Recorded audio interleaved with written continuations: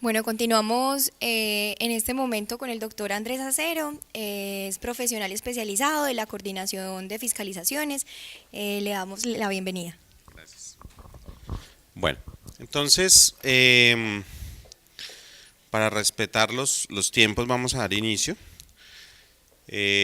Vamos a ver cuáles son los puntos que en la unidad se requieren en este momento. Es información que luego de un análisis exhaustivo hemos determinado que es lo que necesitamos para poder cumplir con esas funciones que ya veíamos con la doctora Claudia. Y este requerimiento de información en la actualidad para las empresas las empresas en general, el tipo de empresas y de organizaciones que hay en el país, excepto un tipo de empresas como las cooperativas de trabajo asociado o como empresas que hacen agremiaciones colectivas. Este es el requerimiento de información que hay para el resto de empresas. Este requerimiento de información se compone de 13 puntos, de los cuales 12 puntos se requiere información de los aportantes, y hay un punto adicional que lo que hace es una invitación a utilizar un medio de notificación que sea mucho más eficiente para, el, para la unidad. Claudita, Claudia, ¿tienes el?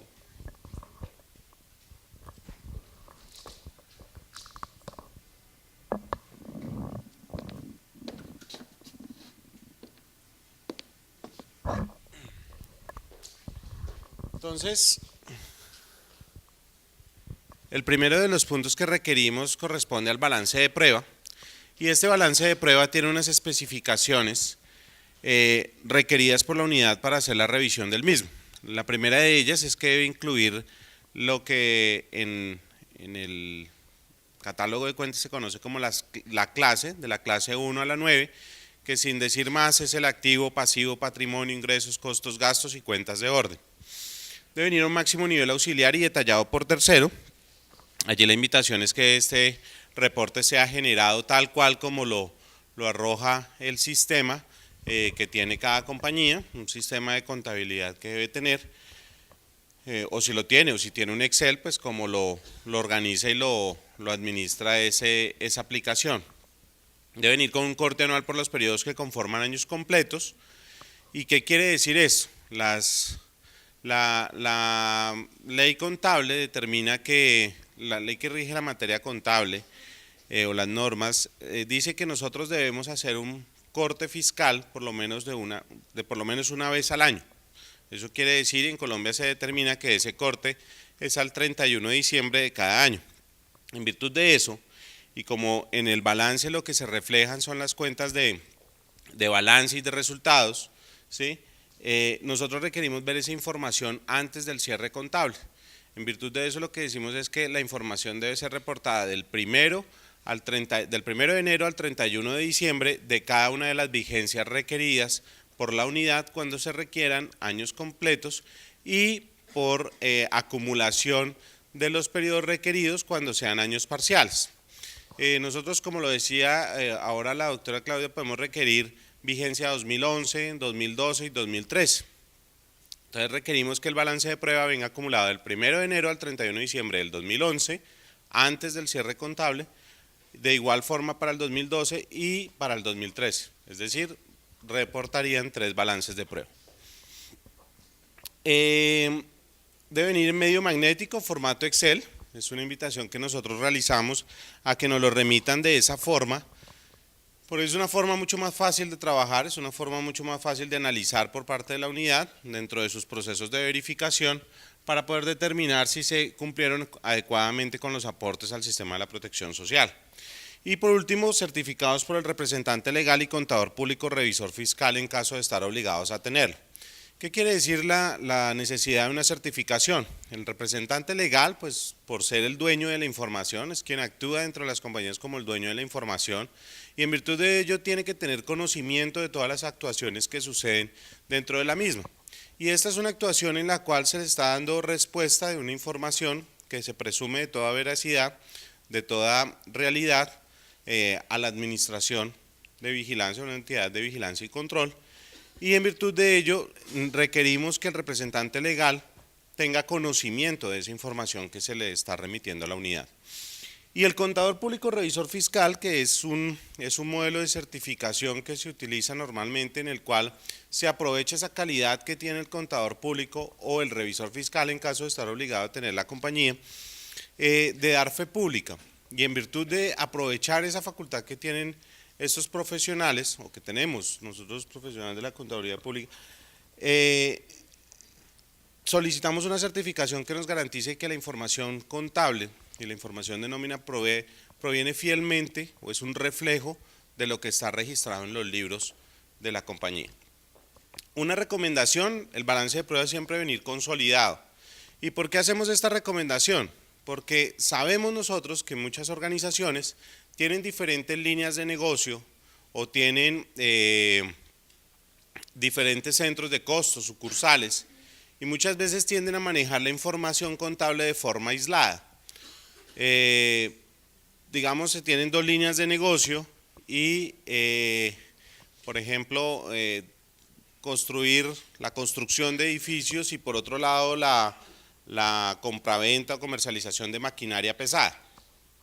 Son dos líneas de negocio distintas, en virtud de ello manejan una contabilidad para una y otra contabilidad pues para la otra línea de negocio, para cada línea de negocio su información, pero nosotros requerimos que esa información venga consolidada en uno solo. Estamos requiriendo un solo número de NIT y en virtud de ello necesitamos que acumulen la información de esas dos contabilidades. Hacemos esta salvedad porque nos ha sucedido en que empresas que tienen esta tipología nos envían información de las 5 tipos de negocio, porque ese nivel es donde lo tienen detallado y nosotros requerimos que el nivel de detalle máximo sea acumulado por toda la información de la compañía. En el punto número 2 requerimos los auxiliares relacionados con la causación y pago de la nómina. ¿Y qué son estos auxiliares relacionados con la causación y pago de la nómina? Pues es donde la compañía, nosotros no requerimos un número de cuenta contable como tal, sino lo que decimos, invitamos a la compañía es que nos diga dónde usted registra toda su información relacionada con los pagos de nómina, con la causación y los pagos de nómina.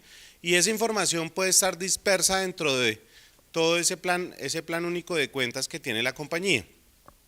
En virtud de ello, lo que invitamos es a que nos remitan donde los que son los dueños de la información, que es la compañía, la dueña de la información son las empresas, nos diga como dueños de la información dónde registran toda su información contable y su información de nómina. Aquí hay una salvedad, y es que nosotros decimos allí que debe venir consolidado por año, detallados por mes y por tercero.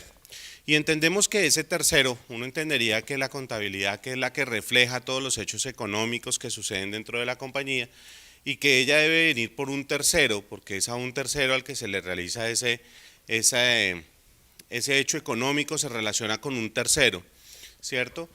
Nosotros entenderíamos que en el caso de los auxiliares de las cuentas contables de causación y pago de la nómina, ese tercero debería ser el trabajador, ¿cierto? Pero nosotros sabemos también que cuando las empresas manejan o administran aplicaciones de nómina que hacen una administración de todos esos terceros, de todos esos trabajadores, la información que migra a la contabilidad es una información que normalmente se carga a través de un tercero, lo que se denomina un tercero genérico, o un número de identificación genérica, de tal manera de no registrar los 2.000 trabajadores que tiene la compañía en los registros contables y hacer que el sistema sea bastante pesado, bastante denso.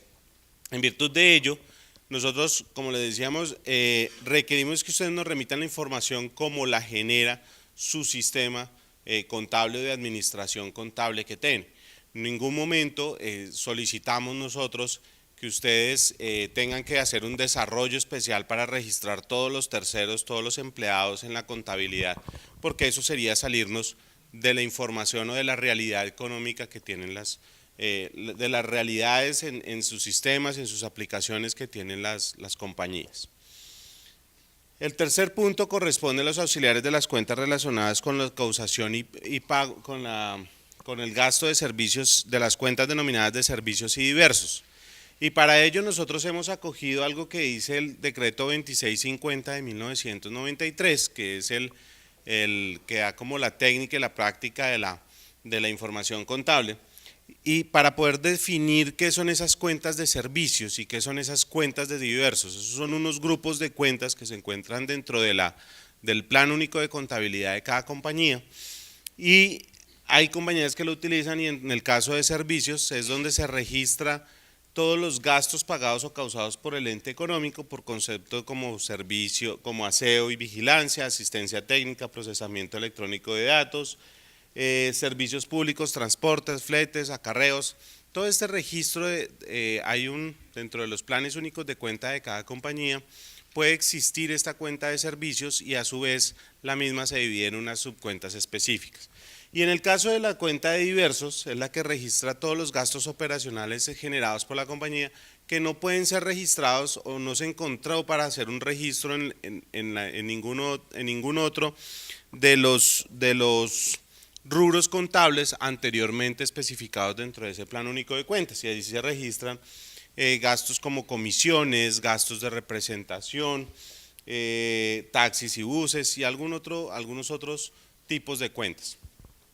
Es importante que nos reporten esta información para nosotros poder allí validar algunos pagos adicionales que se tienen con terceros, algunos gastos generados por la compañía que hay con terceros y que nosotros debemos saber porque, como lo decíamos o lo decía ahora la doctora Claudia, dentro de toda la información que se requiere, hay información que es una fuente, son ustedes como...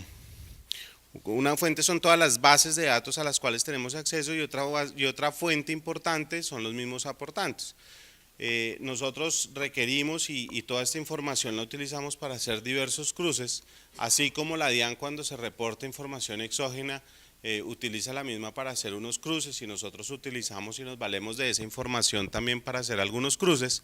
Es importante esta información que nos reportan en estos dos rubros para nosotros hacer algunos cruces de fines de fiscalización y de conocimiento de información.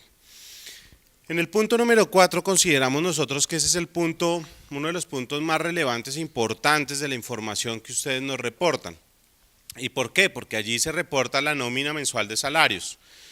Esa información, la nómina, es una información que única y exclusivamente la tiene cada una de las compañías. Si bien, como lo decíamos hace un momento, cuando se hace reporte de información exógena a la DIAN, cuando se hacen algunos reportes a entidades de vigilancia y control, se reporta alguna parte de la nómina, se reporta algunas personas que cumplen con algunas calidades específicas para hacer, algunos trabajadores que cumplen con algunas calidades específicas para ser reportados, por ejemplo en el caso de las personas a las que se les aplica retención en la fuente y algunos otros trabajadores se reportan, no se tiene la integralidad de toda la información de nómina y nosotros dentro de nuestros objetivos es mirar de forma integral toda la información relacionada con los trabajadores, con las personas que apoyan la compañía, para así mismo poder hacer una validación y sobre las cuales la compañía realiza aportes al sistema de la protección social para así mismo nosotros hacer una validación de que esos aportes se realicen en debida forma. Y la forma de revisar estos aportes no puede ser acumulado anual, sino debe ser de forma mensual, por cada uno de los trabajadores y por cada uno de los periodos en los que el mismo haya tenido una relación con la compañía. Y asimismo por cada uno de los conceptos sobre los cuales se generó un devengo para el trabajador. Entonces, para eso y para poder nosotros administrar esa información y tener una sola unidad de criterio y de revisión de la misma, dispusimos un formato a través de nuestra página web en el cual se encuentra toda la estructura de la nómina como la requerimos. Y este formato no dista, y siempre decimos lo mismo, que no dista de lo que se genera en un comprobante de nómina mensual. A nosotros todos nos entregan un comprobante, nos llega a nuestro correo electrónico corporativo o físicamente llega un comprobante de nómina mensual en el cual nos está diciendo cuáles fueron todos los factores que generaron un beneficio o un devengado para mí. Y en virtud de ello, esa información debe ser trasladada a este formato. El formato pues no dista más allá de tener la información del trabajador, unos datos de si hay unas novedades de ingreso, de retiro, qué tipo de contratación hay con ese trabajador, cuáles son todos los pagos que la empresa considera que hacen parte del ingreso base de cotización, cuáles son los que considera que son salariales, perdón, cuáles considera que no son salariales, cuáles son las novedades que tiene el trabajador en el periodo y los valores pues, relacionados a toda esta información. Entonces, en ese formato que se encuentra dispuesto en nuestra página web van a encontrar esa estructura, van a encontrar además una cartilla mediante la cual pueden aclarar todas las dudas, es una cartilla en la cual dice paso a paso cómo se debe dar respuesta al requerimiento de información y en especial a la información relacionada con la nómina. ¿Qué requerimientos tenemos nosotros que vengan en este formato, en esta información reportada de nómina? Uno de los requerimientos es que debe venir acumulada de forma mensual. Nosotros sabemos que muchas compañías, por sus políticas de nómina, sus políticas internas, tienen forma de pagos de nómina mensual, algunos, otros tienen quincenal, hay otros que por su tipo de labor hacen pagos catorcenales, hay otros que hacen pagos semanales, y esto genera unas variaciones, por así decirlo, en la forma o en la modalidad de hacer los aportes al sistema de la protección social y por otra parte en la forma reportada, de reportar la información de nómina. Si ustedes nos reportaran esos pagos que hacen semanales, pues como mínimo serían 4 pagos, y en virtud de ello, pues la información sería bastante compleja de administrar. Nosotros requerimos que la información venga consolidada de forma mensual, es decir, una línea por cada uno de los trabajadores. Sin embargo, hay unas excepciones a esa regla y esas excepciones se dan cuando ese trabajador o esa persona que está asociada a la compañía y sobre la cual se hace aportes al sistema de la protección social genera una modificación para realizar esos aportes. Esos casos los hemos visto en, por ejemplo, los practicantes del SENA. Un practicante SENA cuando está en etapa lectiva se le hace aportes únicamente a salud. Cuando está en etapa productiva se hace aportes a salud y pensión. Lo mismo sucede con un practicante universitario, a salud y riesgos laborales, perdón. Lo mismo sucede con un practicante universitario.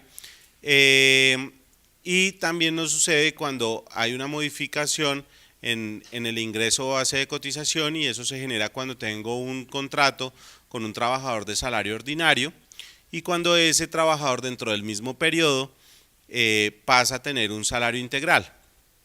La base sobre la cual se debe liquidar es diferente y en virtud de ello sí requerimos nosotros que la información de esa persona, de ese trabajador o de ese practicante venga reportada por 2 veces dentro del mismo periodo, ya que la novedad se generó dentro del mismo mes.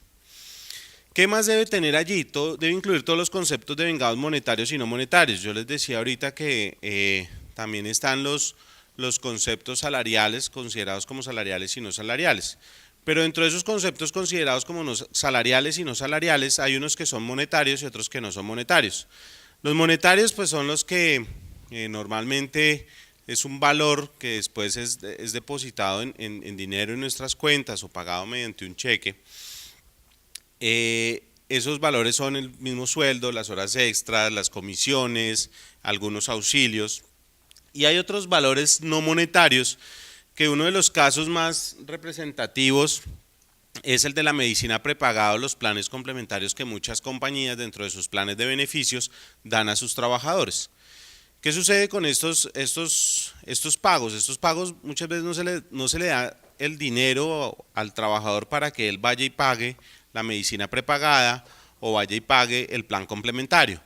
Esos pagos normalmente lo que se hace es que se le pagan a la entidad que administra esa medicina prepagada o esos planes complementarios y eso es un beneficio que se le ha otorgado al trabajador.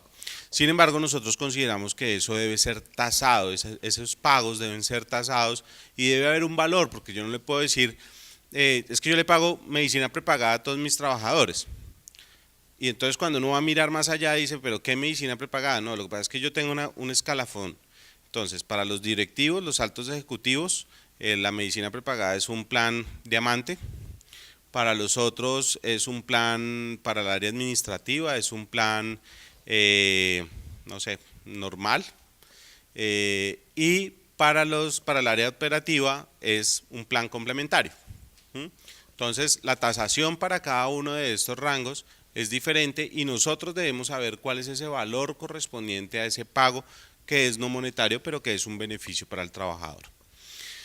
Y pedimos que nos reporten las novedades y las vacaciones. Las novedades, pues, incapacidades, licencia de maternidad, suspensiones temporales del contrato, suspensiones del trabajador, licencias remuneradas, licencias no remuneradas. Y las vacaciones, pues en sus 3 tipos de vacaciones, las vacaciones disfrutadas, las vacaciones compensadas en dinero durante la relación laboral y las vacaciones pagadas en liquidación de contrato. Lo mismo, esta información debe venir pues, certificada por el representante legal, contador público. Y hay unos tips ahí para no olvidar, y es que la información de nómina no puede ser más de 30 días. ¿Y por qué no puede ser más de 30 días la información de nómina reportada a la unidad? Porque pues, el mes no tiene más de 30 días y los aportes al sistema de la protección social yo no los puedo hacer por más de 30 días. Se me deben ajustar a un periodo de 30 días, en algunos casos con algunas novedades 31 días, o en el caso en que la compañía tenga algunas modalidades de pago diferentes, que es pagar el día 31, entonces deben quedar reportados, pero máximo 31 días porque el mes no trae más. Debe incluir los salarios y las vacaciones de las personas retiradas que hayan estado activas en esos periodos.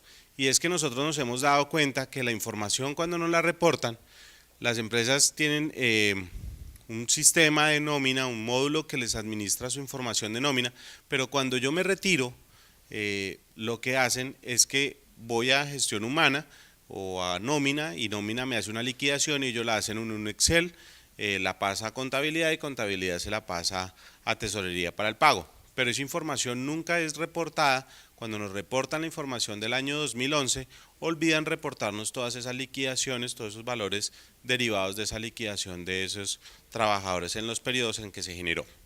Y debe incluir todos los centros de costo. Al igual que en la contabilidad, muchas veces las empresas manejan la nómina en cada una de las sucursales o por cada una de las líneas de negocio, y como estamos requiriendo un solo NID, requerimos que toda la información de nómina venga consolidada.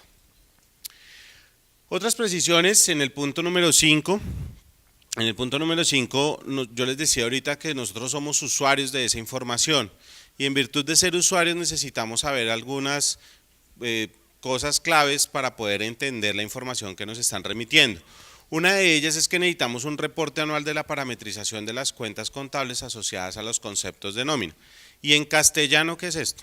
En castellano es que para nómina hay un concepto que se denomina horas extras, pero para contabilidad ese concepto que se denomina horas extras se puede dispersar en muchas cuentas dentro del Plan Único de Cuentas. Lo que necesitamos saber, algunos ingenieros o algunas personas le llaman el mapeo de cómo esos conceptos de nómina caen en la contabilidad. Y otro resumen que es el de anual de la nómina, que es el resumen consolidado de cuánto valor se pagó por cada uno de esos conceptos reportados en la nómina. En el punto 6 y el punto 7 requerimos unas copias de una información que solamente tienen los aportantes, y la primera de ellas es los contratos de aprendizaje del SENA. Y si bien lo decía el doctor Campillo, que nosotros tenemos acceso a diferentes fuentes y bases de información, dentro de ella la del SENA, y la del SENA es alimentada por las empresas con los practicantes, es actualizada, hemos identificado que para las vigencias que estamos requiriendo, esta información no era muy, por así decirlo, veraz o acertada. ¿Y qué sucedía? El practicante del SENA aparecía en la base del SENA, que inició actividades, su práctica en el 15 de julio, en el contrato dice que inició el 10 de julio, y en Pila dice que inició el 20 de julio. Entonces no entendemos y entonces pensamos que lo más razonable es que nos envíen los contratos de aprendizaje y allí pues se da prueba de cuándo fue que se dio ese hecho que genera ese pago, esa obligación de pago. Y en el punto número 7, con los reconocimientos de pensión, sabemos que cuando se paga a través de Pila hay una marca que se le puede hacer que es con los requisitos cumplidos para pensionarse, y eso hace que ya no sigan haciendo aportes a pensión. Pero de eso no queda evidencia.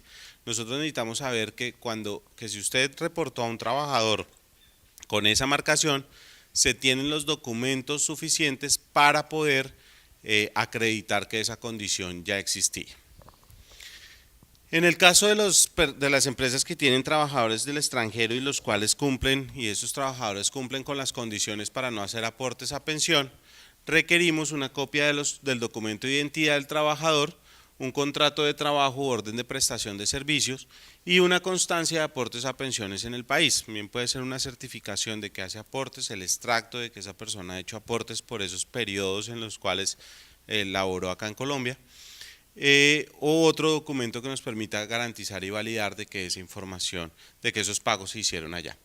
Y en el punto número 9, también consideramos que es un punto clave, porque es el punto que nos permite evidenciar que todos esos pagos que la empresa considera que no son salariales, que digamos se enmarcan dentro de ese artículo 128 del Código Sustantivo del Trabajo, donde nos permite hacer unos acuerdos entre empleadores y trabajadores y empleados para hacer unos pagos que serán considerados como no salariales. Nosotros requerimos que nos remitan las copias que documentan y que acreditan que esos pagos efectivamente se encuentran allí pactados.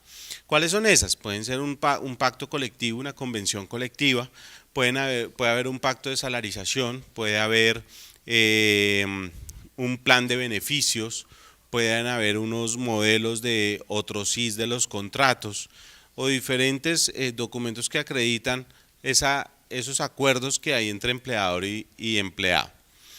Y en el punto número 10, requerimos que si la empresa tiene personal suministrado por un tercero, entiéndase eso como una empresa de servicios temporales o como una cooperativa de trabajo asociado que hasta el año 2011 todavía actuaban un poco como empresa de servicios temporales y la costumbre era que se contrataba a estas personas para que suplieran personal de la compañía.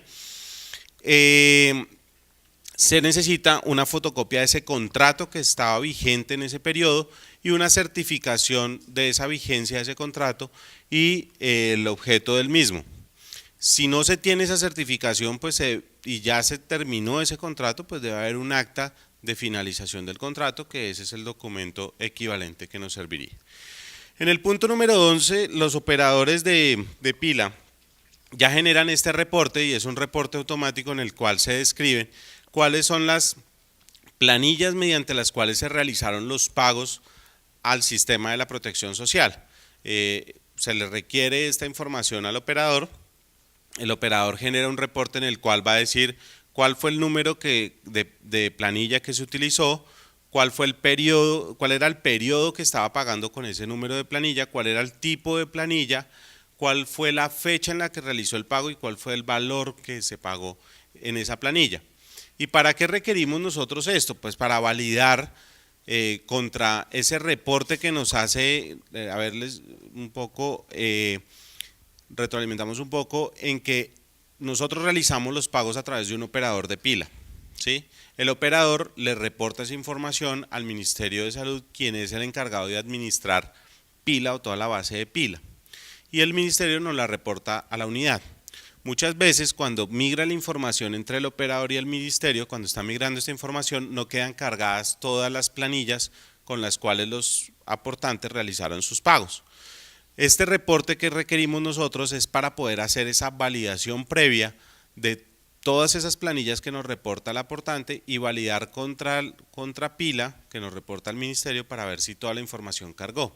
Y de tal manera que cuando hagamos nuestros procesos de fiscalización, si hay planillas faltantes, tengamos el tiempo para requerirle al operador, la UGPP le requiere al operador que vuelva a cargar esa información al ministerio para que no aparezcan inconsistencias de que hizo falta que hizo falta hacer pagos cuando ustedes sí realizaron el pago en su momento. Entonces este es un documento fundamental para poder realizar ese ejercicio. Y el punto número 12 es la invitación que hace la unidad a los aportantes para que nos digan todas aquellas y nos acrediten todos aquellos documentos que consideren necesarios la unidad deba conocer para poder entender la información que nos están remitiendo. Yo les decía hace un momento, ustedes son los dueños de la información, la empresa es la que sabe qué es lo que ha sucedido dentro de la misma y qué hechos se han registrado tanto en la nómina, qué forma tienen de hacer pagos de nómina, por ejemplo, si se paga de forma semanal a un grupo de trabajadores, la unidad tiene que saber que se hace a ese grupo de trabajadores un pago de forma semanal y que ese pago de forma semanal genera una modificación relativa en todos los periodos que se hacen aportes a través de pila, y eso es vital para nosotros poder analizar esa información que ustedes nos están remitiendo. Por otra parte, puede suceder que ustedes dentro de su información contable tengan una política corporativa en la cual realizan provisiones de nómina, y nosotros necesitamos saber que ustedes realizan esas provisiones y que habrá en todos los periodos una información que no debamos tener en cuenta porque corresponde a unas provisiones y no a un gasto real que se haya generado por la compañía.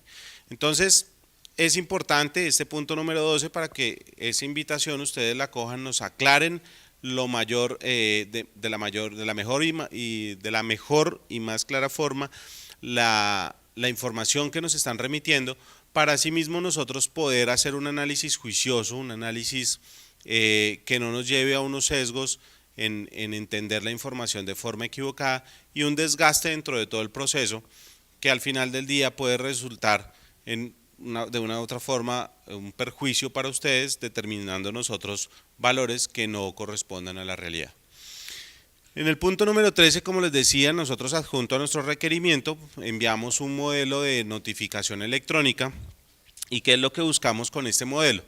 Ustedes ya escuchaban que nuestros procesos son bastante cortos, nuestro proceso quedó bastante recortado en sus tiempos, son tiempos que son improrrogables, y en virtud de ello, pues perder un día es vital, perder un día para atender un requerimiento que haga la unidad es vital, y máxime cuando sabemos que detrás hay una sanción. Si estamos en las primeras etapas del requerimiento de información, hay una sanción un poco onerosa que va incrementándose día tras día por el no envío oportuno de la información. Entonces este formato lo que hacemos es invitar a los aportantes a que a través del representante legal se autorice hacer la notificación a una cuenta de correo electrónico. Esto es una forma de notificación prevista en el Estatuto Tributario, y asimismo el aportante pues autorizará cuáles serán las personas que tendrán acceso a ese correo electrónico.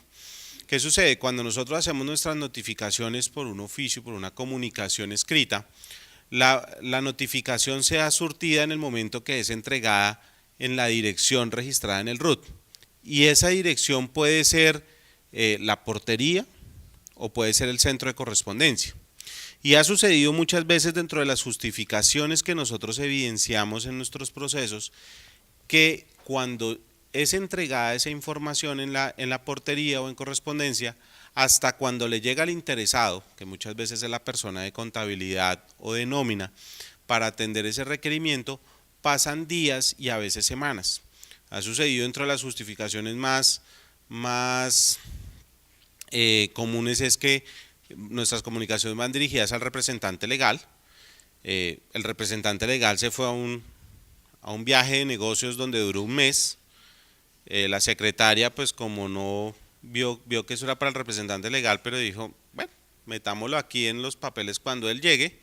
Pasó un mes, que era el mes que tenían para dar respuesta al requerimiento para declarar o corregir, y ya se perdió la oportunidad de atender el proceso de forma oportuna.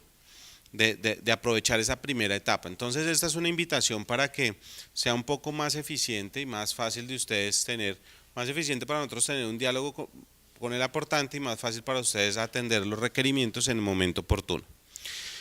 Recomendaciones finales para terminar. Responda a todos los puntos requeridos. Si un punto no le aplica, díganos no le aplica. ¿Y por qué hacemos esta observación?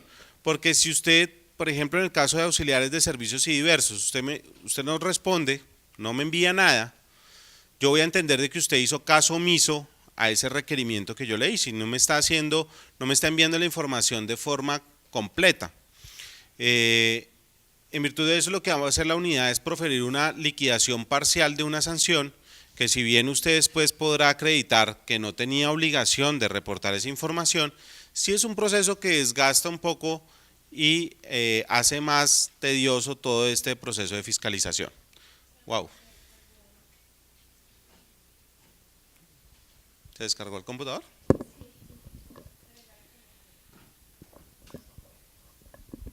Bueno, otra recomendación para seguir es remita toda la información requerida. El no enviar información, por ejemplo, en el caso de los pactos colectivos, pactos de desalarización, planes de beneficios, digamos que dentro de los pagos que ustedes consideran como no salariales hay una bonificación X, ¿sí?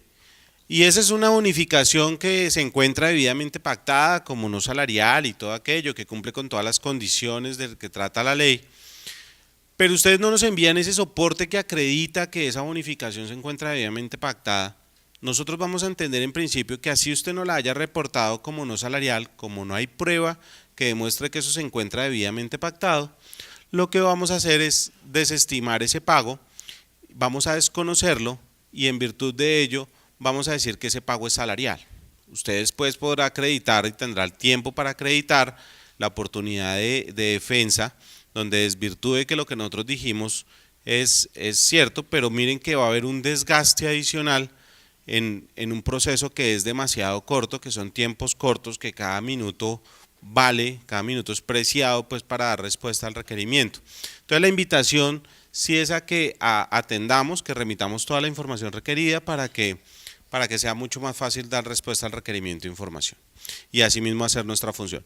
Y por último, que envíen la información en medio magnético. Nosotros hemos dispuesto también a través de la página web un formulario mediante el cual lo denominamos nosotros como una lista de chequeo.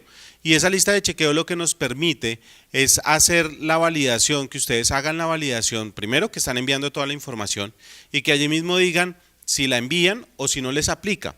Y adicional a eso, hacemos la invitación para que esté la forma en la cual nos deben enviar esa información. Si es Excel, nosotros hemos dispuesto que nos remitan la información en formatos Excel, es un formato que yo creo que todas las organizaciones ya, las empresas tienen, que es un formato, un paquete de Office básico, que es un Excel, y si es, por ejemplo, copia de los contratos y esto, lo que pedimos es que nos la pueden reportar en formatos PDF, un escaneado de formatos PDF. Y aquí hacemos una observación, nos ha sucedido con empresas que les pedimos las copias de los contratos y nos han enviado, primero nos han enviado las copias de los contratos de los últimos 10 años, con todos los aprendices del SENA en cajas, o les hemos pedido aclaración de una información de nómina y nos han enviado todos los comprobantes de nómina de los últimos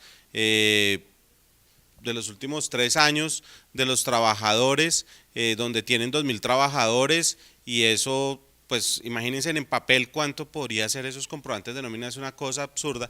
Lo que hacemos nosotros, la invitación es a que nos reporten esa información en medio magnético, sea Excel o PDF. Listo, a través de nuestros canales de atención, que más adelante los vamos a ver, y son oportunidades de usted poder enviar la información. Entonces, los dejo nuevamente con la doctora Claudia para que veamos el requerimiento para declarar o corregir y continuar con todo el proceso de la unidad. Muchas gracias. Bueno, vamos a continuar entonces con las etapas del proceso. Ya habíamos visto entonces que la primera etapa es el requerimiento de información y vimos el contenido de lo que estamos pidiendo en el requerimiento de información, y entonces pasamos a la etapa siguiente, que es esa validación que hacemos como administración de la información que ha sido suministrada por el aportante, y por supuesto lo que se deriva como consecuencia de eso, y es que esa verificación genere como resultado que la administración no tiene por qué iniciar fiscalización en la medida en que el aportante está cumpliendo a cabalidad sus funciones, y en caso contrario, pues obviamente daremos inicio a nuestro proceso de fiscalización, porque hemos detectado conductas ahí que generan que sus autoliquidaciones no están bien presentadas porque no ha habido una correcta liquidación de la misma. Entonces seguimos con esa situación, digamos, en ese escenario. Vamos a expedir nuestro requerimiento para declarar o para corregir, porque hemos detectado diferentes conductas que generan imprecisión en sus autoliquidaciones. Y entonces, ¿cuáles son esas conductas? Vamos a hablar de omisión, de inexactitud y mora, ¿cierto? Eso es lo que podemos detectar como administración. Y adicionalmente, muy importante que ya el legislador definió esas conductas, en la ley señaló qué significa cada una de las mismas. Y entonces cuando hablamos de omisión, del decreto 3033, que es el que las define, ya señala que la omisión es el incumplimiento de la obligación de afiliar o afiliarse a cualquiera de los subsistemas de la protección social. Y ello genera como consecuencia lógica que el aportante no presente la declaración y por supuesto no pague. ¿Listo? Y vamos a hablar de la omisión en la vinculación. Entonces, la omisión en la vinculación es el no reporte de la novedad de ingreso a cualquiera de las administradoras del sistema de la protección social y obviamente también genera como consecuencia que no se pague, no se presente el pago del aporte correspondiente.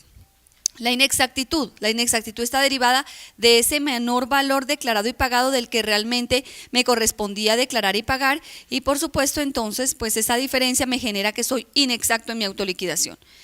Y la mora es el incumplimiento cuando ya existiendo afiliación, es decir, yo estoy afiliada o afilié a mis empleados en todos los subsistemas, pero de repente dejé de pagar los aportes.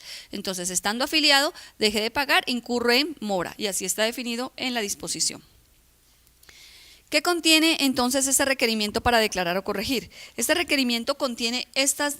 Primero, pues las normas que nos otorgan la competencia a la unidad para adelantar nuestros procesos de investigación, para adelantar ese proceso de fiscalización que estamos adelantando, los antecedentes de lo actuado dentro del expediente y los antecedentes en este caso van a ser pues el requerimiento de información y la valoración que de esa información haga la administración y que obviamente genera pues en este caso la expedición del requerimiento para declarar o corregir, los conceptos de nómina tomados para efectos de calcular el ingreso base de cotización, el resultado de la fiscalización indicando obviamente las conductas que lo generan, que puede ser la omisión, la inexactitud o la mora, es decir, en un mismo proceso de fiscalización podemos detectar las tres conductas o cualquiera de ellas, entonces vamos a expedir nuestro requerimiento por cualquiera de estas conductas o por las tres.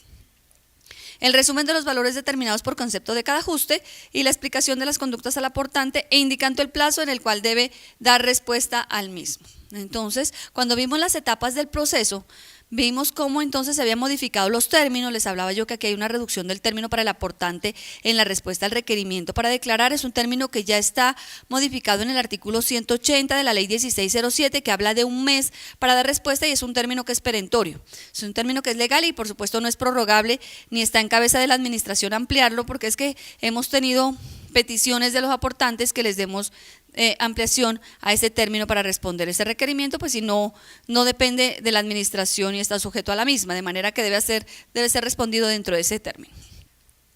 ¿Qué debe hacer entonces el aportante que recibe el requerimiento para declarar o corregir? Pues debe dar respuesta al mismo dentro del término legal establecido que es de un mes y obviamente ¿qué puede suceder en esa respuesta? Es posible que si a mí me llega un requerimiento para declarar o corregir, con esas conductas yo acepte algunas de las conductas en las que considero que efectivamente la administración tiene razón o es posible que no las acepte y entonces si no las acepto pues voy a generar los descargos correspondientes, va a ser mi oportunidad para que en garantía del debido proceso pueda defenderme de los hallazgos que me están siendo imputados y pueda aportar las pruebas y los argumentos que estime pertinentes. Entonces es muy importante pues darle obviamente uso a ese término que la ley me concede para dar respuesta al requerimiento para declarar o corregir.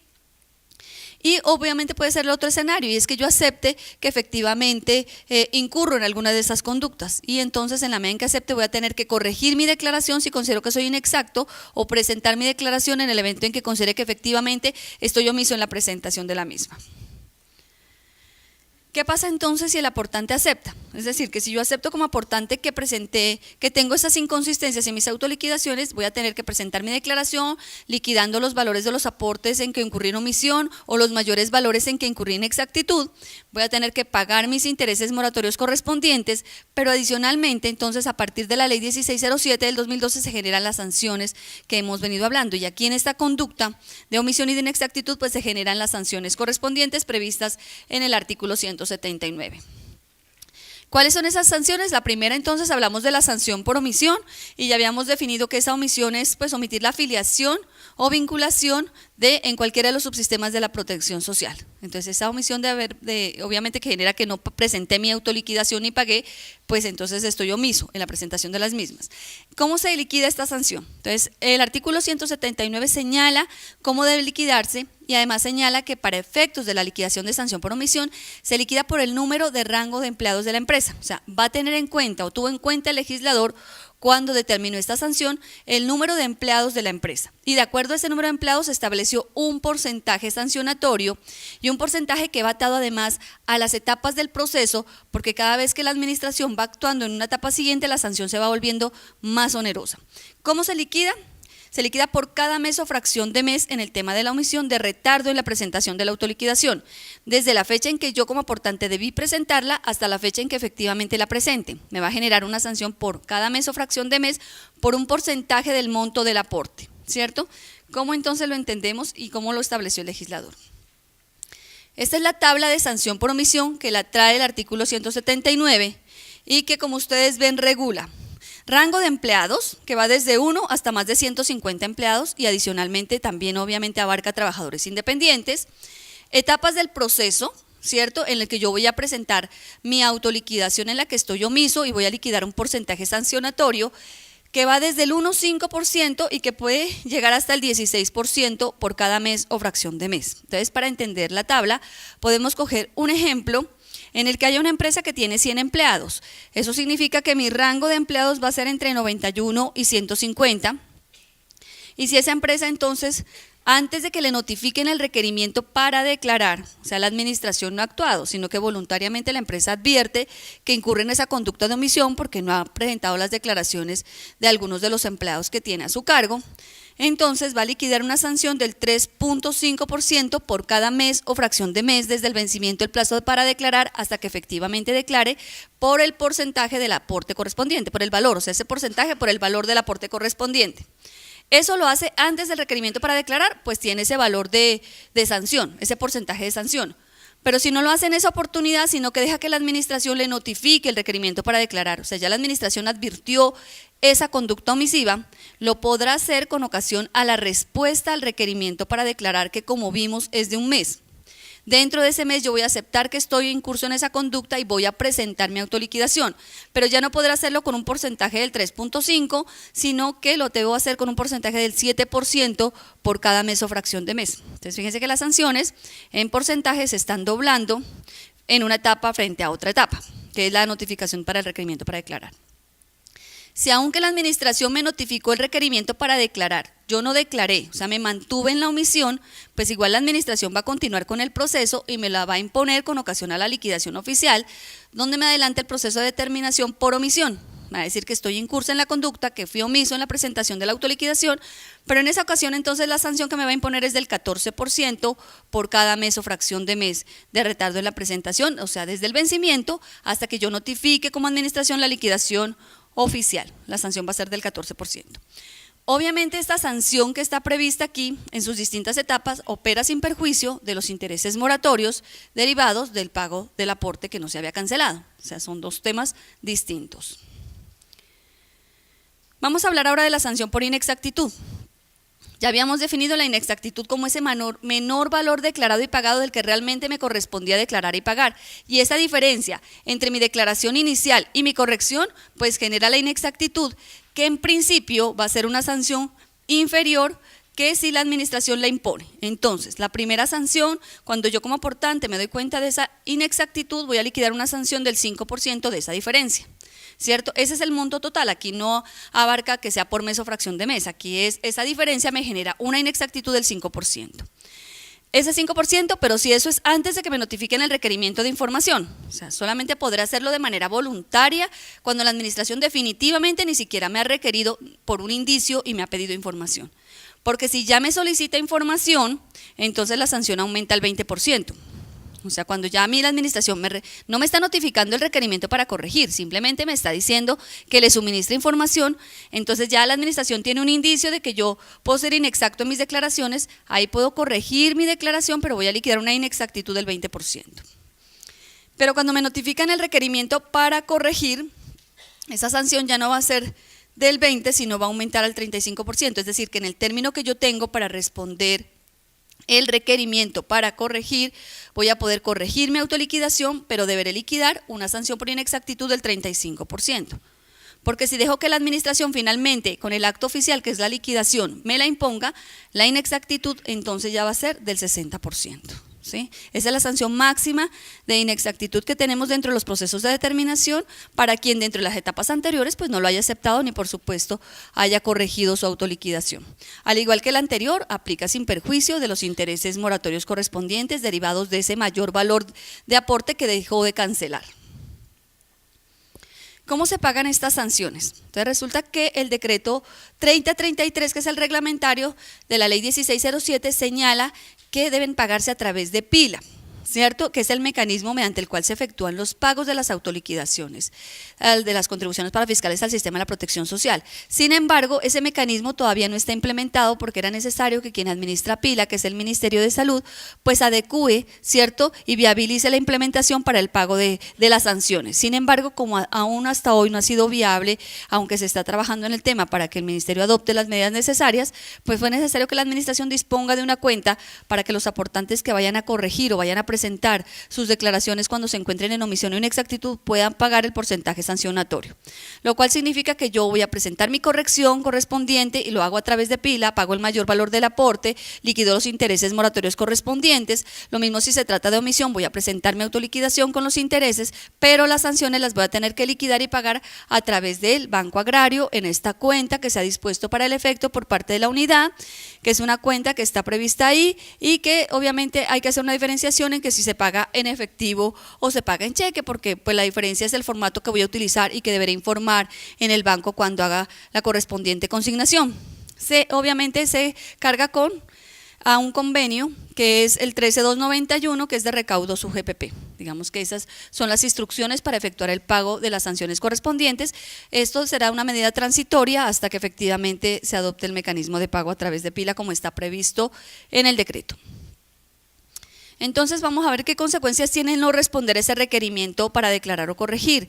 Si el aportante no da respuesta dentro del mes que tiene, pues para responder ese requerimiento para declarar o para corregir, pues la administración no va a tener elementos de juicio diferentes que los propuestos con ocasión a ese acto administrativo, de manera que vamos a expedir seguramente la liquidación oficial en los términos en que fue propuesto. O sea, se perdería como una oportunidad que tiene el aportante muy valiosa de poder defenderse y poder desvirtuar los hallazgos correspondientes, o como le decía el doctor al inicio de la sesión, de aportar esas pruebas y esos documentos que solo tiene el aportante y que lograría desvirtuarlos con el solo envío de la documentación correspondiente, y lo cual pues está sucediendo, es parte de las cosas que hemos encontrado en los procesos, y es la posibilidad que en esta oportunidad, cuando responden y cuando nos aportan los documentos, pues obviamente las cuantías de hallazgos bajan significativamente. Entonces, pues no perder como esta oportunidad de hacerlo. ¿Quién debe responderlo y qué pasa si lo respondes temporáneamente? Entonces, como yo les decía, es un término que es perentorio y que está establecido en la ley, luego debo atenderlo en esa oportunidad. Cuando yo hablo de términos de meses para responderla, cuando hablo de términos legales de meses, y aquí me están hablando de términos de meses, el Código de Régimen Político Municipal habla que los meses se cuentan desde la misma fecha hasta la misma fecha del mes siguiente, ¿cierto? Entonces, si a mí me notifican un 20 de octubre, tendré hasta el 20 de noviembre para dar respuesta. 20 de noviembre que debe estar radicado en la administración la respuesta. Entonces, así contamos los términos de meses, muy importante para que sepan que pues debe contestarse en esa oportunidad, so pena de que se considere extemporáneo, corriendo el riesgo, por supuesto, que la administración no valore ni estudie esos argumentos y esas pruebas que allí fueron acreditadas. No significa que esos documentos no puedan ser estudiados por la administración en la etapa siguiente, ¿cierto? Hay unas etapas siguientes en las que la administración todavía podría estudiar esos argumentos, pero pues habría perdido esta posibilidad de que mi determinación salga más adecuada con los argumentos y documentos que yo presente.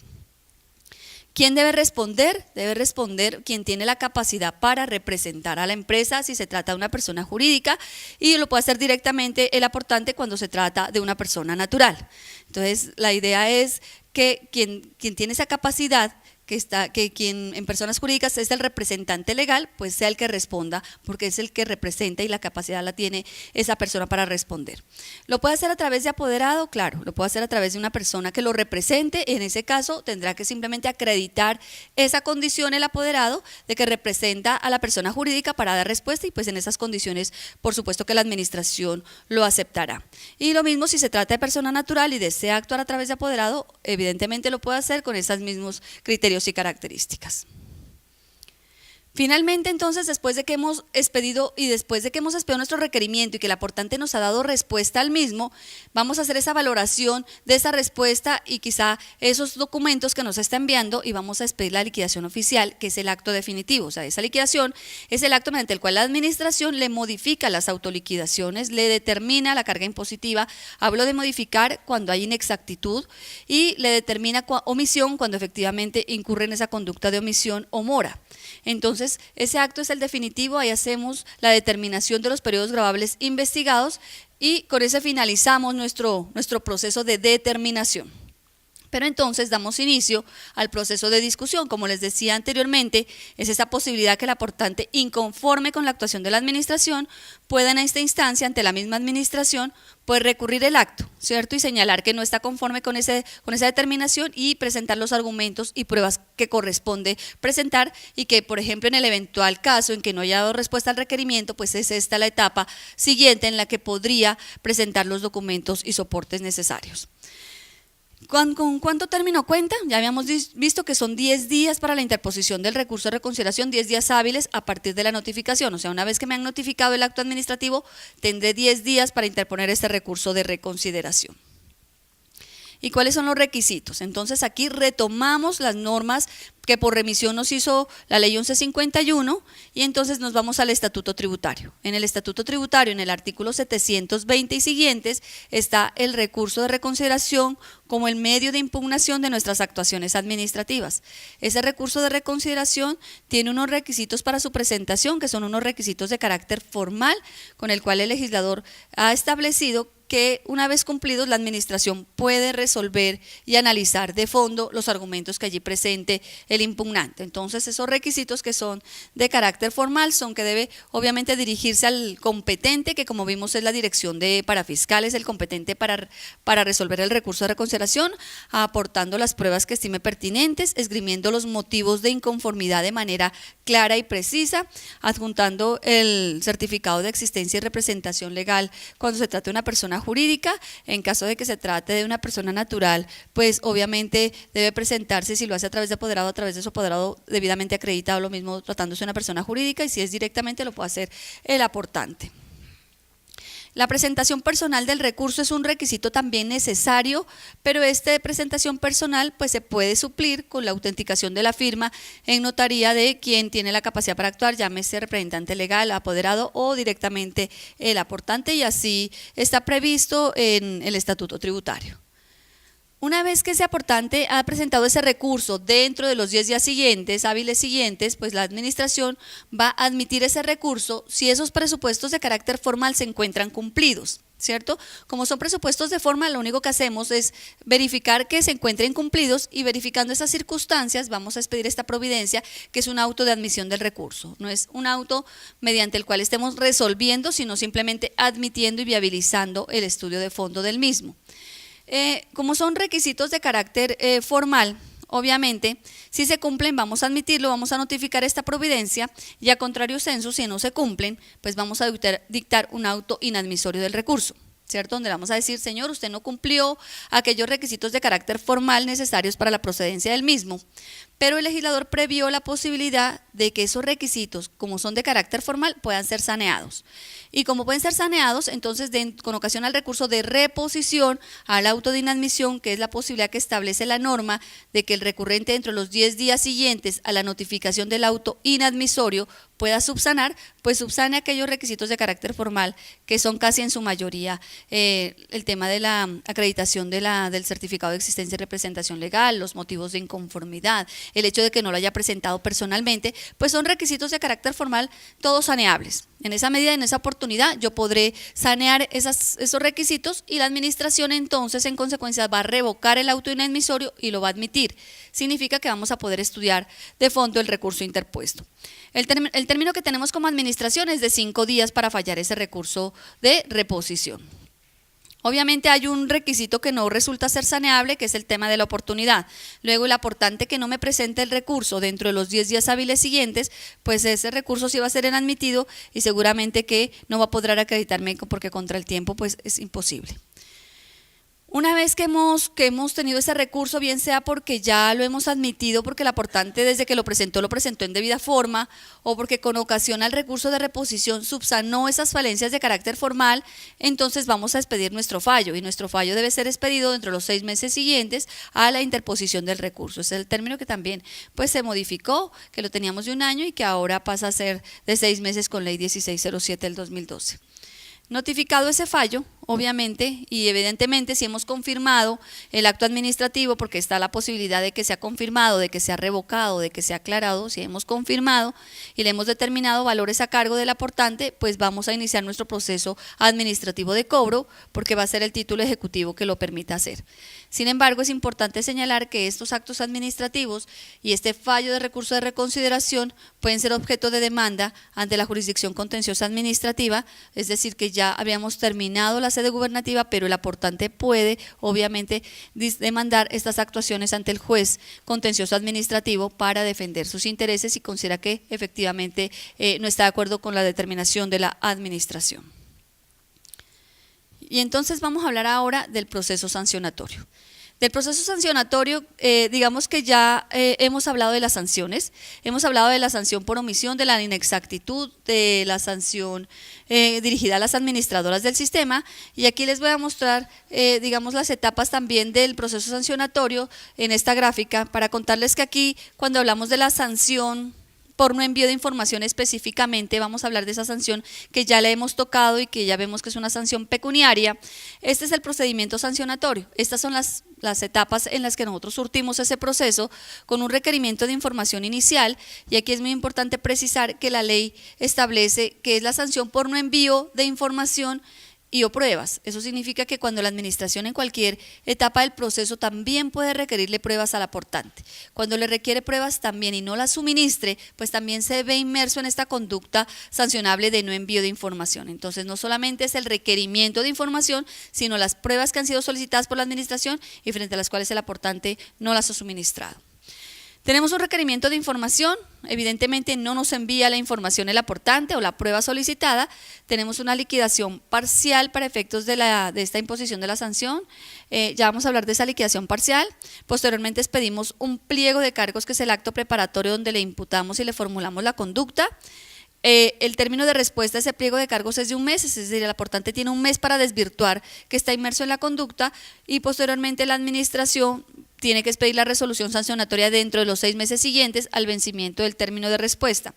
Al igual que en el proceso anterior, con ese acto pues termina el proceso sancionatorio y inicia el proceso de discusión y cobro con las mismas características que acabamos de ver frente al proceso de determinación, la posibilidad de interposición del recurso de reconsideración y finalmente el fallo del mismo, que servirá de base para iniciar nuestro proceso de cobro.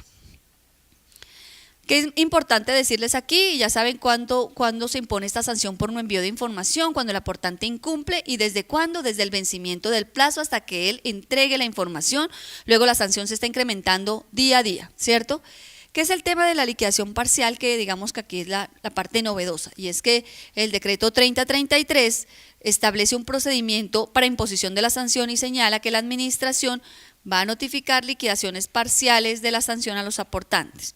Eso significa que nosotros como administración, evidenciando que el aportante incumplió con el envío de la información, vamos a decirle y vamos a recordarle mediante una liquidación parcial que se encuentra inmerso en esta conducta, que está siendo incumplido con la remisión de la información, que ya se le venció su plazo y que desde el día que se le venció su plazo hasta la fecha en que yo le esté enviando la liquidación parcial han transcurrido tantos días. y que esos días están generando actualmente una sanción de tanto dinero, ¿cierto? Simplemente le estoy haciendo un recorderis de que está en curso en la conducta y que además su sanción se le está incrementando, solamente para generar obviamente el efecto de respuesta del aportante y para recordarle que está pues obviamente cometiendo esa conducta sancionable y que se está generando la sanción correspondiente. Ese es el tema de la liquidación parcial, cuando el aportante, pese a que le enviamos una liquidación parcial, no da respuesta a la información requerida. El decreto prevé la posibilidad que la administración envíe liquidaciones parciales por periodos sucesivos no superiores a 6 meses, es decir, que cada 6 meses la administración puede estarle enviando liquidaciones parciales, recordándole en cuánto va el monto de su sanción. Estas actuaciones o estas comunicaciones pues no son actos definitivos de imposición de sanción, de manera que no son actuaciones susceptibles de impugnación, en la medida en que ni siquiera son actos preparatorios, ¿cierto? Simplemente es un comunicado donde le estoy informando el valor en que va en curso la sanción. Y después de eso, obviamente, vamos a expedir el pliego de cargos y ahí lo que vamos a hacer es sumar esas liquidaciones parciales que ya le hemos enviado al aportante y le vamos a proponer la sanción con un monto obviamente desde que no envió hasta la fecha de la expedición del pliego. Ahí ya vamos a generar la imputación de la conducta, como acto preparatorio genera la imputación de la conducta y el monto sancionatorio. ¿Qué debe hacer el aportante? Pues darnos respuesta a ese pliego de cargos dentro del mes siguiente, que es el mes que tiene para responder, desvirtuándonos a la administración si está en curso de verdad en la conducta, es decir, es posible que ya haya remitido la información o el cálculo de los días que la administración está haciendo. Entonces, que de pronto la administración está generando un cálculo superior de días y aquí obviamente es por días es que estamos contando la sanción por no envío. Una vez que hemos analizado esa respuesta al pliego de cargos, vamos a expedir la resolución sanción, que sí es el acto definitivo, ahí le vamos a imponer la sanción y obviamente el monto de la misma, contra la cual obviamente procede, como les decía, la posibilidad de impugnarnos a través del recurso de reconsideración dentro de los 10 días hábiles siguientes. Frente a la notificación, el tema de la notificación de nuestras actuaciones administrativas es muy importante. Es muy importante porque con esto logramos el efecto vinculante entre la administración y el administrado. Si no logramos la notificación, pues no hay ningún efecto y obviamente habría una violación del debido proceso. Entonces, ¿qué es importante saber de este tema? Que nosotros como administración, para efecto de la notificación de nuestras actuaciones, atendemos las normas del estatuto, igualmente el artículo 565 y siguientes, que prevé cómo se notifican los actos administrativos. Y al respecto, la norma señala que los actos administrativos por excelencia los notificamos por correo certificado. Eso significa que enviamos el acto a la dirección del aportante reportada en el registro único tributario, y aquí es que el registro único tributario que administra la DIAN es el mismo que utilizamos nosotros para efectos de la notificación de los actos administrativos. Entonces, a esa dirección vamos a surtir la notificación de las actuaciones por correo certificado, entregándola en ese domicilio y con prueba de recibido por parte del operador de correos. Cuando eso sucede, pues la administración obviamente ya ha generado su notificación. Es posible que esa notificación sea devuelta por el operador por unas causales que no son imputables a la administración, y es posible que el administrado o el aportante se haya trasladado y no haya actualizado el RUT. Entonces yo como administración le envié la dirección correcta, pero el aportante ya no lo había actualizado. En el evento en que se ha devuelto por una causal como que está cerrado, como que el destinatario se trasladó, pues entonces en esa medida la administración va a atender una notificación subsidiaria, que es la del aviso. Ese aviso es una disposición que trajo la ley antitrámites, la última ley antitrámites, que fue el decreto 019 del 2012. Y esa ley preveía antes, digamos, las normas anteriores preveían que las notificaciones que fueran devueltas por el correo se publicaran en un periódico de amplia circulación. Con el decreto antitrámites, con el decreto ley 19 del 2012, eso cambió. Y ahora señalan que las administraciones públicas deben notificar de manera subsidiaria, ya no en la publicación en un periódico, sino en el portal web de la entidad pública, por aviso durante 5 días. Entonces aquí, si el acto nos es devuelto a la administración, lo vamos a publicar por aviso en el portal web de la entidad. Es muy importante porque nuestra notificación se entendería surtida, obviamente, cuando en la introducción al correo, y ya para el aportante con la fijación, el último día de fijación del aviso en el portal web. Sin embargo, pues obviamente debemos entender que hay un riesgo que el aportante no verifique eso en el portal y evidentemente pues genere que no se entere, aunque legalmente está habilitada la notificación, pues el aportante puede no enterarse en la medida en que no revisa las páginas públicas de las entidades públicas. Entonces es muy importante tener actualizada finalmente la dirección del Registro Único Tributario, que es donde vamos a estar notificando nuestras actuaciones. Nosotros tenemos una modalidad de notificación, como les digo, que es por excelencia esta. Sin embargo, hay actuaciones como es el fallo del recurso de reconsideración que lo notificamos de una manera diferente, que es personalmente o por edicto. Cuando yo hablo de la notificación personal del fallo del recurso, significa que lo cito al aportante para que comparezca a la administración a notificarse personalmente el acto y le entrego un ejemplar de esa resolución o de ese acto administrativo. Si no comparece, le voy a fijar un edicto, ¿cierto? Y el edicto es poner en un lugar visible de la administración la parte resolutiva de la actuación. Cuando yo desfijo el edicto después de esos 10 días de estar fijado, la notificación se entiende válidamente surtida y con eso obviamente que el acto ya quedaría ejecutoriado. Entonces, pues, digamos que esta es la modalidad. Digamos que esta es una modalidad excepcional porque ya les digo que nuestras actuaciones se notifican de manera general por correo certificado y el fallo del recurso y lo auto inadmisorio del mismo son las providencias que se notifican a través de este mecanismo. Frente a la notificación por medio electrónico, digamos que a nosotros como administración nos regula la modalidad de notificación por correo y la personal o por edicto, ¿cierto? Sin embargo, esta modalidad de notificación por medio electrónico también está prevista en el Estatuto Tributario en su artículo 566-1. Pero frente a esta modalidad de notificación, a diferencia de las anteriores en las cuales la administración debe atender esa modalidad, pues aquí es una opción que tiene el aportante de elegir que le notifiquen los actos administrativos a través de medio electrónico, porque va a ser él quien va a suministrar un buzón electrónico para que le notifiquemos a través de este mecanismo.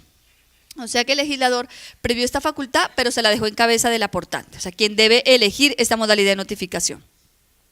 Para nosotros esta forma de notificación tiene bondades, creo que ya Andrés lo trató, efectivamente tiene muchas bondades en la medida en que nosotros tenemos sede en Bogotá, pero tenemos cobertura nacional, aunque tenemos unos puntos como aquí en Medellín, pero sin embargo pues tenemos cobertura nacional, entonces es muy importante para nosotros que nuestros actos puedan ser notificados a través de este mecanismo y para el efecto entonces que debemos garantizar, uno, que sea el aportante quien decida optar por esa modalidad de notificación, que nos suministre un buzón electrónico al que le podamos surtir y garantizar como administración mediante un operador que el acto administrativo le llegue a ese buzón electrónico para que nos certifique en fecha y hora en que fue dispuesta la actuación en ese medio, a través de ese buzón, con el fin de garantizar la notificación del acto administrativo, término en el cual pues contaremos obviamente con que se surtió válidamente la notificación. Entonces es una decisión que toma el aportante y para el efecto entonces, con ocasión a los requerimientos de información, estamos enviando el modelo, el formato en el cual más que una autorización es una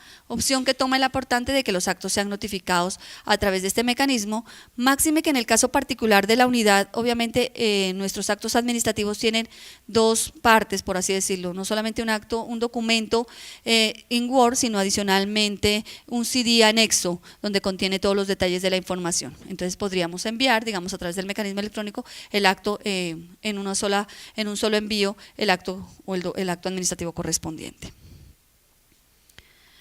Finalmente, les quiero contar cómo efectuamos nuestro proceso de cobro. Nuestro proceso de cobro, ¿qué significa? Yo les decía que cuando finalizábamos nuestros procesos, tanto de determinación con la liquidación oficial, tanto sancionatorios con la resolución correspondiente, pues vamos a iniciar el proceso de cobro porque pues va a ser el título que nos permite efectuar lo que hemos adelantado en la determinación, ¿cierto? ¿Qué pretendemos aquí? Pues recuperar esa cartera, obviamente, que corresponde estar en cada uno de los subsistemas de la protección social.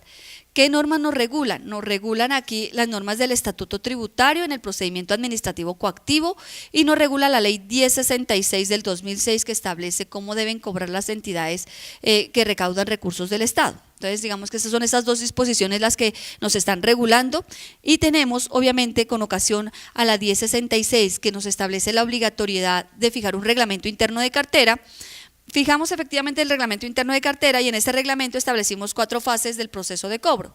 La primera, una fase persuasiva, ¿cierto? En el cual lo que pretendemos es que dentro de ese término, que lo hemos fijado en 90 días, la administración pueda recuperar esa cartera requiriendo al aportante para que de manera voluntaria lo pague la obligación, ¿cierto? Si en esa fase, que es de 90 días, no logramos ese recaudo voluntario del aportante, pues nos vemos forzados a ir a la siguiente fase, que es la fase coactiva, que es el pago ya obligatorio y forzado de las contribuciones o de los actos administrativos determinados, llámense liquidaciones oficiales o resoluciones sancionatorias, y entonces vamos a iniciar nuestro proceso de cobro coactivo, que inicia librando la orden de pago y que puede ser finalizado hasta con el remate de los bienes del deudor en caso en que sea necesario llegar hasta esa etapa para el pago de las obligaciones. Dentro de las fases persuasiva y coactiva, pues la posibilidad que el aportante tiene de solicitar acuerdos de pago, porque es que la ley 1066 también prevé que a las administraciones deben facilitarle el pago de las obligaciones a los contribuyentes, en este caso a los aportantes, y entonces esa posibilidad de hacer acuerdos de pago, y es que yo financie el pago de la obligación porque no tengo la manera de pagarla de manera inmediata, entonces la administración me va a otorgar unos meses o un término para pagar la obligación. ¿Cuáles son las características y los requisitos que están previstos en el reglamento interno de cartera? Entonces ahí tenemos unos requisitos que son que la facilidad de pago, el término máximo que la administración está otorgando es de 3 años. Adicionalmente, que el aportante debe garantizar con unas medidas, con unas garantías suficientes, obviamente que va a pagar la obligación, o sea que debe haber respaldo para la solicitud de facilidad de pago con unas garantías que le permitan a la administración, digamos, analizar que efectivamente ese aportante nos va a cumplir, ¿cierto? Adicionalmente, debe pagar el 30% del valor de la obligación como una muestra e intención de voluntad de pago. Y es muy importante señalar aquí que si bien es cierto está esta prerrogativa, por así decirlo, que la ley le da al aportante de pagarlo en esta modalidad, pues los intereses de mora siguen corriendo, y los intereses de mora siguen corriendo durante todo el tiempo de la financiación con una tasa pues de usura que es la tasa más alta. Luego pues financieramente de pronto no es tan llamativo, sin embargo pues la administración obviamente lo tiene contemplado dentro de sus procesos esta modalidad de pago. Y finalmente la posibilidad de participar en los procesos especiales, cierto que son los procesos concursales, y es que puede ser que los aportantes incurran en o lleguen a tener situaciones de liquidaciones forzosas administrativas o acuerdos de reestructuración, pero para la administración pues será una oportunidad para presentar esos créditos dentro de esos procesos especiales. O sea, nosotros como administración tenemos esa facultad de determinar las obligaciones y de poder participar como un acreedor más dentro de estos procesos especiales. Este es el cuadro entonces de las fases del proceso, un cobro persuasivo con oficios de requerimiento de la obligación para que el aportante nos pague voluntariamente, pero si no lo logramos, iniciamos obviamente el cobro coactivo desde el inicio del mandamiento de pago hasta el remate de bienes. Este proceso que está regulado en el Estatuto Tributario, por supuesto, tiene las garantías que le son propias del debido proceso, y obviamente con actos demandables, por supuesto, ante la jurisdicción también dentro del proceso administrativo de cobro, y la posibilidad en cualquiera de las etapas del proceso del acuerdo de pago, que tiene una característica además muy importante, y es que suspende el proceso de cobro. Por supuesto, el acuerdo de pago suspende el proceso de cobro y la posibilidad de participar dentro de los procesos especiales. Les agradezco mucho su atención. Voy a dejarlos con Andrés para que les cuente cuáles son las situaciones que hemos identificado dentro de nuestros procesos de fiscalización.